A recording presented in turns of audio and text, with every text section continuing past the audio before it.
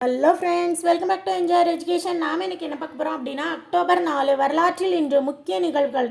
1957 October 4 முதலாவது செயற்கைக்கோள் Sputnik 1 பூமியை சுற்றி வர விண்ணுக்கு அனுப்பப்பட்டது. 1947 அக்டோபர் 4 கதிரியக்க அலைவீச்சு கோட்பாட்டை நிறுவிய மேக்ஸ் பிளாங்க் மறைந்தார்.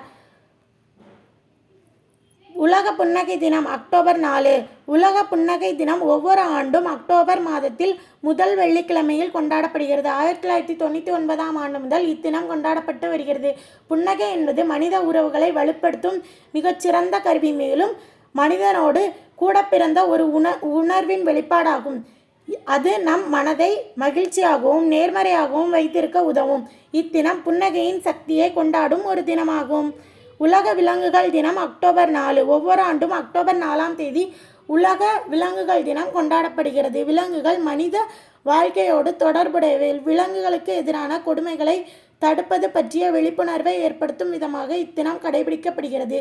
இத்தாலியைச் சேர்ந்த வன ஆர்வலர் பிரான்சிஸ் ஆப் அசிசி என்பவரின் வணக்க நிகழ்வு அக்டோபர் 4 வருவதால் அந்நாள் உலக விலங்குகள் தினமாக கொண்டாடப்பட்டு வருகிறது. மேலும் நம்முடன் இணைந்து வாழும் அனைத்து விலங்குகளின் மதிப்பையும் உணர்வதற்கும் அவற்றின் நலனை மேம்படுத்துவதற்கும் இத்தினம் அர்ப்பணிக்கப்பட்டுள்ளது. உலக விண்வெளி வாரம். உலக விண்வெளி வாரம் அக்டோபர் 4 முதல் அக்டோபர் 10. ஒவ்வொரு ஆண்டும் அக்டோபர் 4 முதல் அக்டோபர் 10 வரை உலக விண்வெளி வாரம் கொண்டாடப்படுகிறது.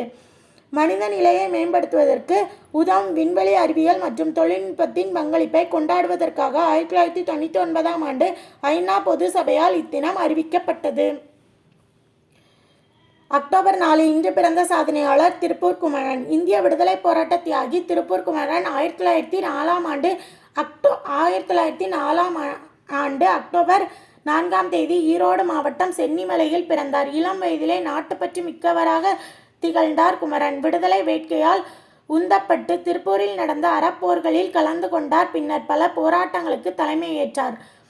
கடந்த 1932 ஜனவரியில் காந்தியடிகளின் சட்ட மறுப்பு இயக்கத்திற்கு ஆதரவாக வீரத்திற்கு பெயர் போன தமிழ்நாட்டு மண்ணில் போராட்டம் நடந்தது.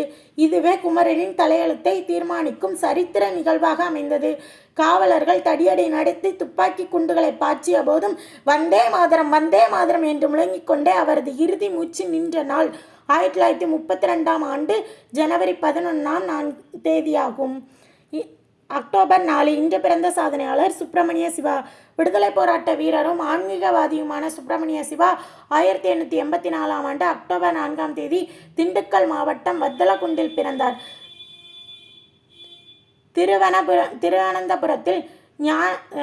திருவனந்தபுரத்தில் இளைஞர்களை ஒன்று திரட்டி தர்ம பரிபாலன சமாஜம் என்ற அமைப்பை உருவாக்கினார். ஞானபானு என்ற மாத இதழை தொடங்கினார்.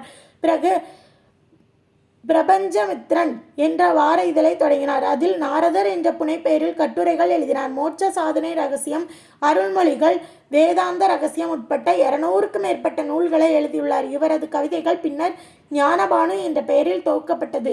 வீரமுரசு என்று அழைக்கப்படும் சுப்பிரமணிய சிவா உடல்நிலை பாதிக்கப்பட்டு 1925 மறைந்தார்.